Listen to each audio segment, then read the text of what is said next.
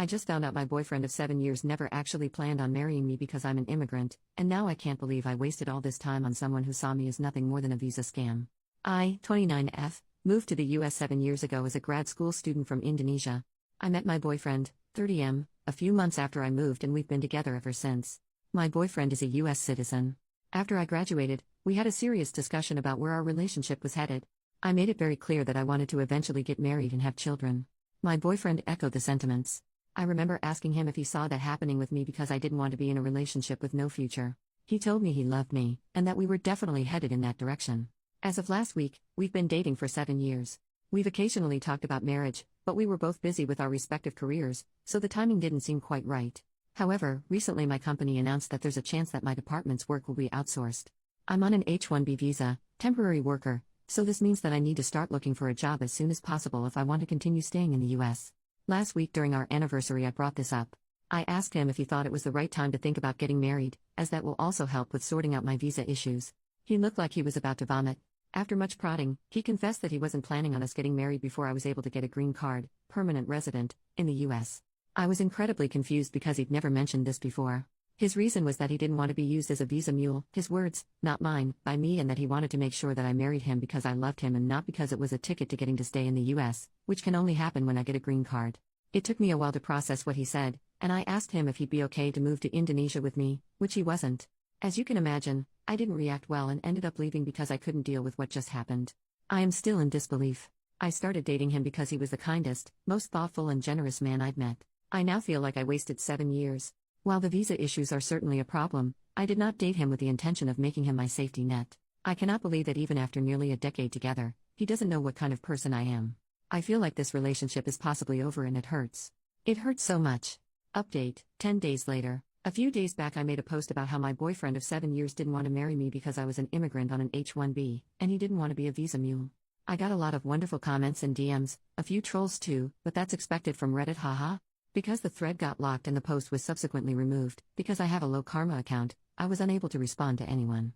I'm posting this update to do that, plus add in some more things that have transpired since. First I want to address some of the stuff in the comments. I've been on an H-1B visa for a bit more than 2 years now. I was on STEM OPT for about 3 years after grad school. I had terrible luck with the H-1B lottery and I got one in the last round I was eligible to apply in. Secondly, getting PR in the US is not easy. I know people who've been here for 15 plus years who are still waiting for their PR. And for those of you who DM me calling me a gold digger, you guys made me LOL. I am aware of the legalities around sponsoring a spouse for a PR, including the financial aspect. It shouldn't have been a problem for the following reasons. 1. I'm a STEM major who recently shifted into management. I work for a large company and I do quite well for myself.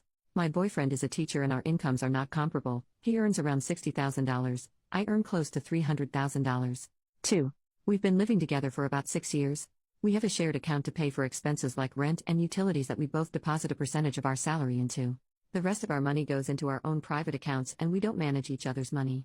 3. Because I'm pretty frugal, I've saved up quite a bit of money in the form of savings and investments. If my boyfriend was worried about the legality of sponsoring me financially for over 10 years, I would have happily discussed moving the money around. I was even considering buying a house, so we could have made that a joint ownership thing. The point is, we could have figured it out. I haven't relied on him financially ever, and I didn't intend on doing that in the future. I might not have considered everything, but you have to note that I thought about the marriage for visa thing very recently, only when the threat of possibly having to leave loomed over me. This isn't something I'd thought about in detail at all. Regarding my situation back home in Indonesia, I come from a very religious and conservative family and had a horrible childhood. My family doesn't support my career choices. I cut contact with my family when I moved to the US, so they are not in the picture at all. Also, I was on great terms with boyfriend's family, they loved me. Now, for the actual update, he is now my ex-boyfriend. I took a few days to collect myself and then reached out to him wanting to talk. He agreed. It turns out that he has been insecure about earning less than I did for a while. Apparently, his friends have been poking fun at our relationship, calling me the sugar mommy because I take care of most of the expenses. He never told me this until now. He apparently didn't feel like an equal because our pay differs so much and started feeling that I was only with him as a quick way to get a PR here. I was speechless. I couldn't believe that his friends gaslighted him into doubting our relationship. I reminded him how he had supported me when I was in grad school, like getting me groceries when I had little money to spare, allowing me to stay with him rent-free in my last year of grad school to help me minimize expenses so I didn't have to take out a loan, letting me use his car when I was attending interviews. I told him that he did them because he loved me, and me taking on the majority of household expenses, since I started working, is my way of paying him back for all the things he did for me back then.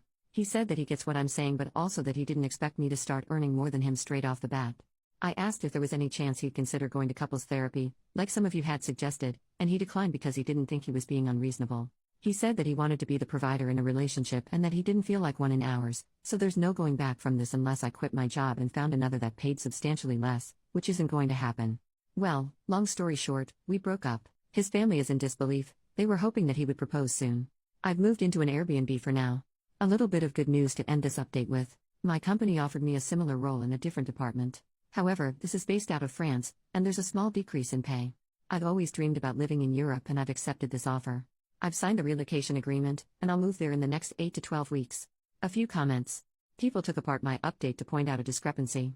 I first said, I haven't relied on him financially ever, and later, I reminded him how he had supported me when I was in grad school, like getting me groceries when I had little money to spare, allowing me to stay with him rent-free in my last year of grad school to help me minimize expenses so I didn't have to take out a loan, letting me use his car when I was attending interviews. I'm sorry for wording my feelings poorly.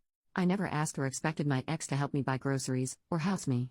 I moved to the US to pursue a tech MBA from a top 20 school, and had scholarships and student loans that were going to help me cover the cost of tuition and living expenses, so at no point did I need him to help me. I knew I was going to have a financially difficult time for 2 years, and I was prepared for this. My ex, however, did not like that I was eating cold sandwiches and instant ramen most of the time and would bring me some groceries, vegetables, frozen food, and the like, because he wanted to make sure I was eating well. He was also the one who proposed the idea of me moving in with him, because he wanted us to live together, and also thought it would lower my stress levels. He was an extremely kind, considerate, and generous man, and it was one of the reasons I fell in love with him. I am extremely grateful for his support. But I wasn't relying on it. Had he not done any of the above, I would have managed. Second update, 1 year and 3 months later, I'm back with an update after about a year of moving to France. My previous posts are on my profile if you guys want to check them out. I absolutely love it here. The language barrier is very real, but I'm taking classes, and the people around me have been incredibly helpful. I've spent the last year experiencing all the good things Europe offers. I've visited multiple cities in France, Netherlands, Belgium, Spain, Portugal, Switzerland, Denmark, Germany, and Luxembourg. I cannot believe how gorgeous all of these places are, and the more time I spend here, the more I think about how fortunate I am to be able to experience this. I'm soon traveling to Italy, and I'm excited about everything. My work-life balance is also incredible. I was frequently putting in 10 to 12-hour work days in the US, and I can count on one hand the number of times I've had to work more than 8 hours a day here. I love the emphasis on personal time, and I cannot fathom going back to the way it was before. I haven't had the courage to get back into dating yet. My experience with the ex has left a really bad taste in my mouth. Even though immigration here is a lot easier than in the US and is not really one of my worries, the thought of things falling apart after putting in a significant amount of time and effort scares me. I'm considering therapy, but I haven't quite made the leap to do that yet. My ex reached out to me a few months after I moved. He faced a lot of backlash from his family after we broke up, and he wanted to discuss reconciliation because he realized the error of his ways. I told him exactly how he made me feel, and that I could no longer trust him. I had decided to move on, and advised him to do the same. He's had to downgrade his lifestyle as he could no longer afford to live the same way we did, and I could tell that it made him unhappy. Not going to lie, I did feel a pang of guilt and sadness after our conversation. But it is what it is. I got a bunch of DMs asking me about what I do. I have an undergrad in comp science, and after a year of working, I decided to pursue an MBA. I was fortunate enough to get into one of the top 20B schools with a scholarship that reduced my tuition by about 30%. I got into tech consulting initially and then switched to product management after a couple of years. Final update, 1 year and 7 months later. Hi everyone. It's been 3 years since my original post. I now live in the Netherlands. Switched over to another company last year. It's cold and wet most of the year, but this summer was glorious, and at times, hot enough to remind me of home. I went through therapy, for a few months. I must admit that I was not fully committed to it. But talking and venting helps a lot. That, and distance, and time, has definitely helped me heal. It's a bit hard making friends in Netherlands. Most people seem to want to stick to their existing social circles. I have made a few friends through the expat community, but these friendships need more time and effort to become something worthwhile. I'm trying to date now. Signed up on a bunch of apps. Haven't really had a lot of success so far, but I'll keep putting myself out there. I still miss my ex sometimes, especially on days when I'm unwell. Because it reminds me of how he used to take care of me and make me congee. I miss being cared for. And no, I haven't reached out. That chapter is truly done. But I got a cat. She's a very loud girl. Here's a photo of her. Life is kinda good, I guess. I need more friends. Signing off.